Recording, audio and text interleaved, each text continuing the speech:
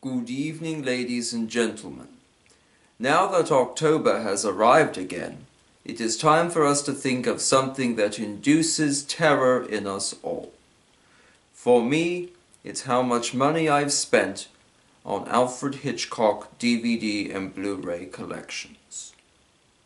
Welcome back, folks, for another Alfred Hitchcock video. Last year I did my top 5 and bottom 5 Hitchcock videos, and I thought as a fun way to kick off October, why don't I look at some of the Alfred Hitchcock box sets I've accumulated over the years. All of these have gotten plenty of watch time from me, and I recommend all of them, sometimes for different reasons. Of course, this is not a comprehensive list. I don't have a lot of the newer ones especially, but a good place to start, and perhaps you have some of these too. Please comment your favorite Hitchcock films below.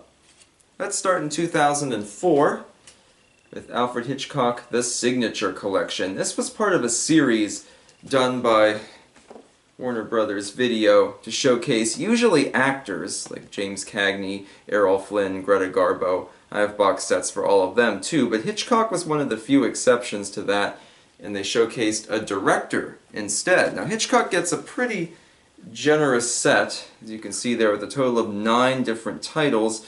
Strangers on a Train, in particular, one of my all-time favorites. If you watched my top 5 video last year, you might remember that.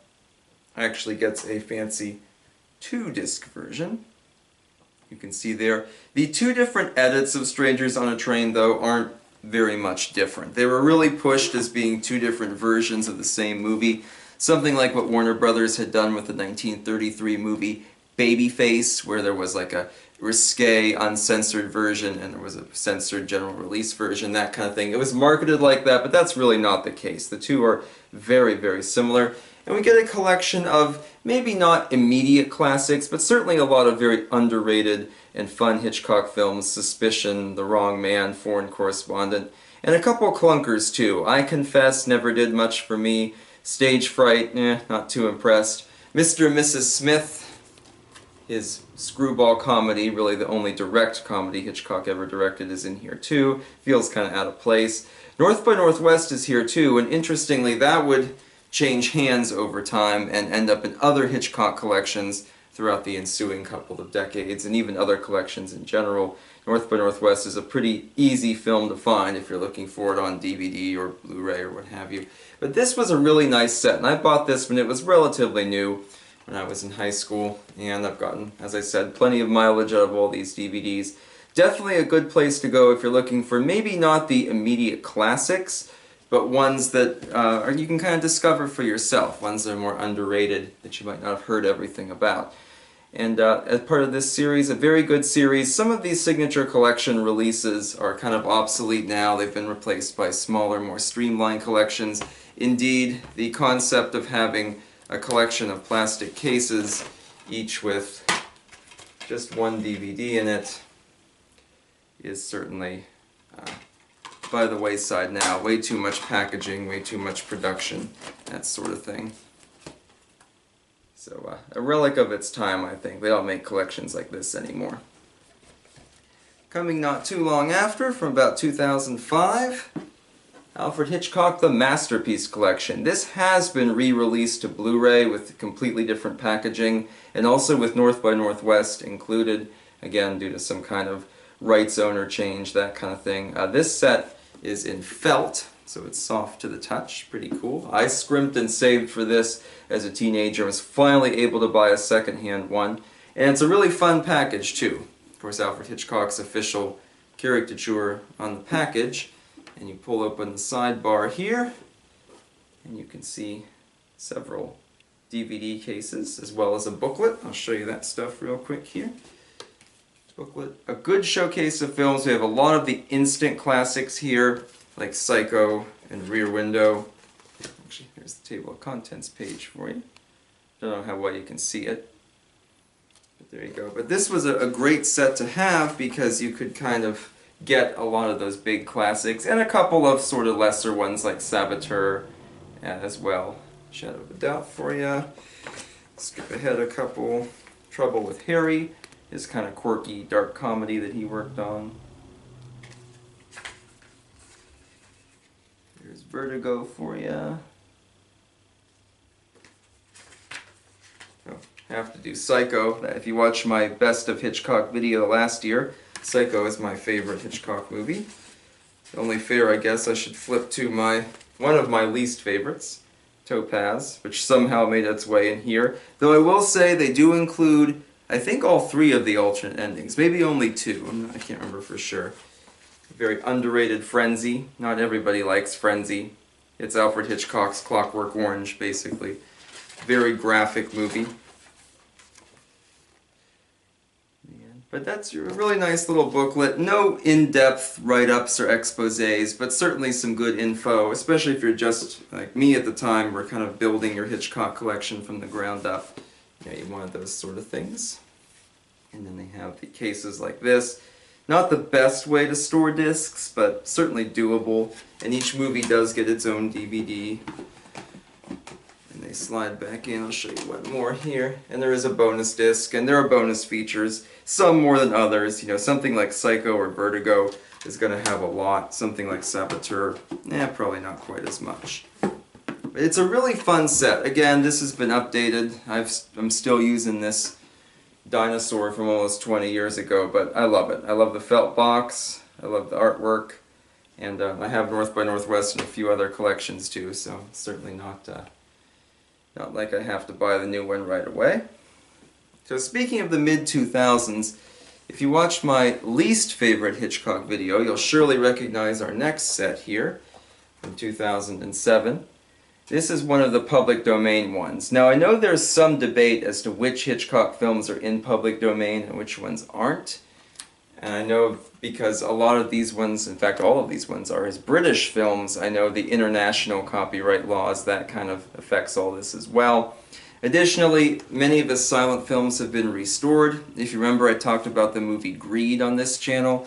And in Greed, the original's in public domain, but any restored versions are under copyright. And I know there's something very similar with several of Hitchcock's films, but not all of his films have been restored, so therefore it wouldn't pertain to all of them, and a lot of confusion there, I'm sure.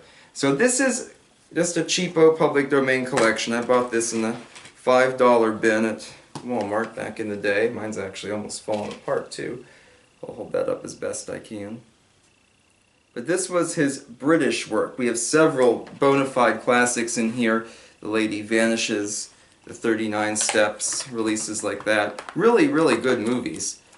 And we have several of his silent films. Popular ones like The Lodger, and also some that Hitchcock himself wasn't famously that keen on, like Champagne, those sorts of ones. But they're all here. Couple episodes of Alfred Hitchcock Presents, and some movie trailers and little odds and ends and things like that. Cheapo set, just designed to kind of fill in gaps in your collection.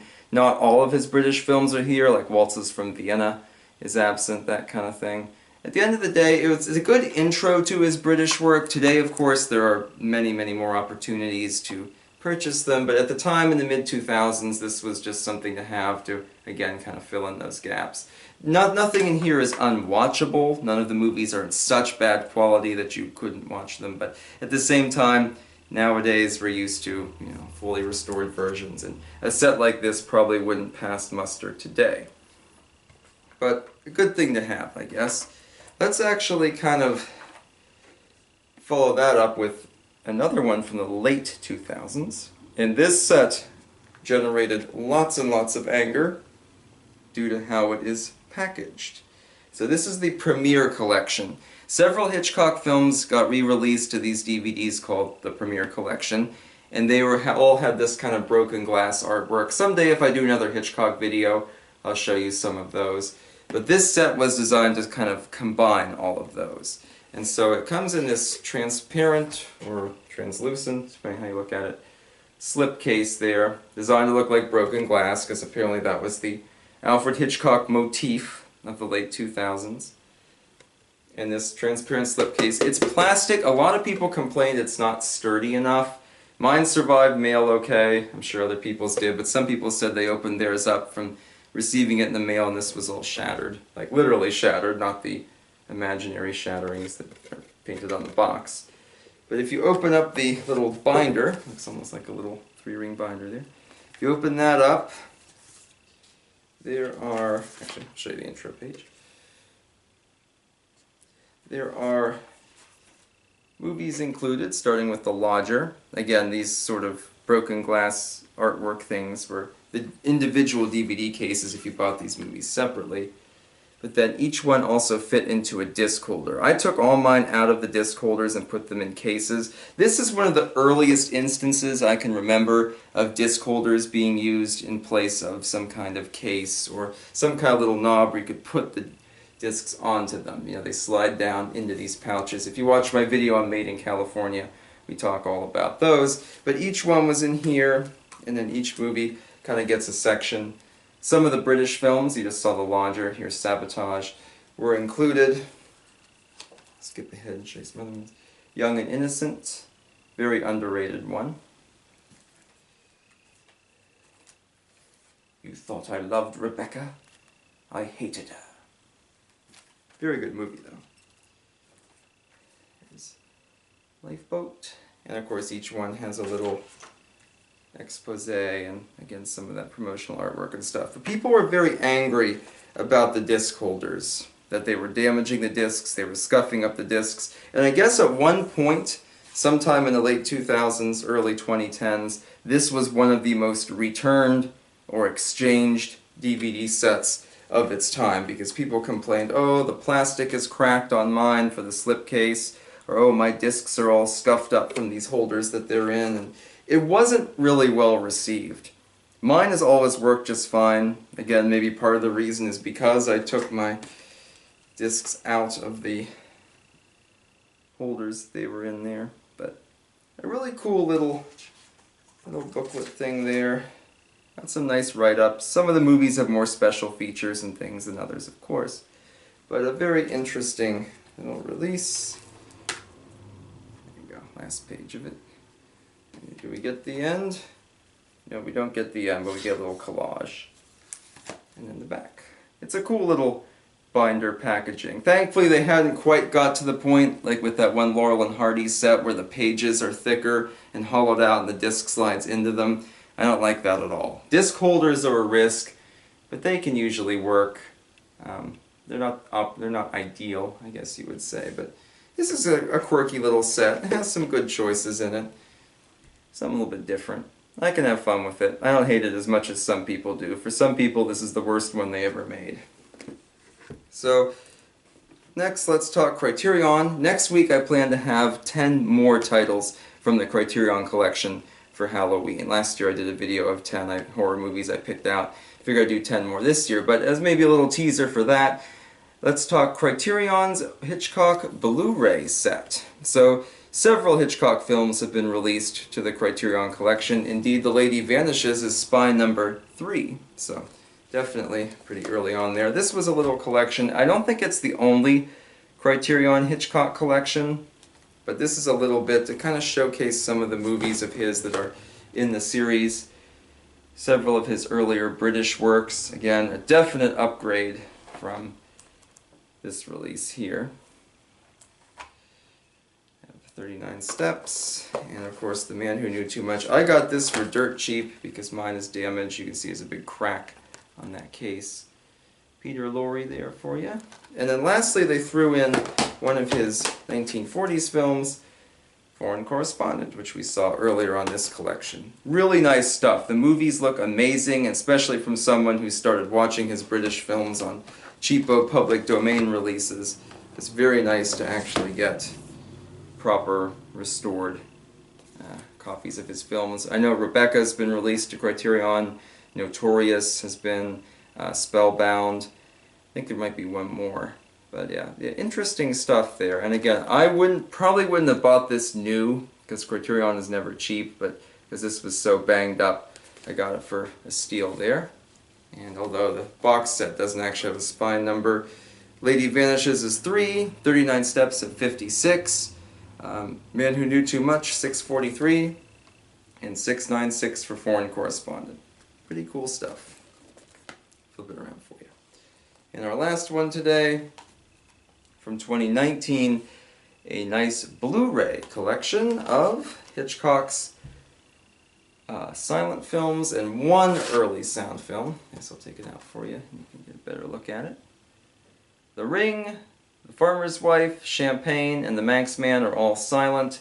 The Skin Game is, of course, sound and based on a play. One I actually enjoy, too. Hitchcock generally had at least decent movies with his early sound works. Not all of them. You'll know that Juno and the Paycock and Rich and Strange both made my bottom 5.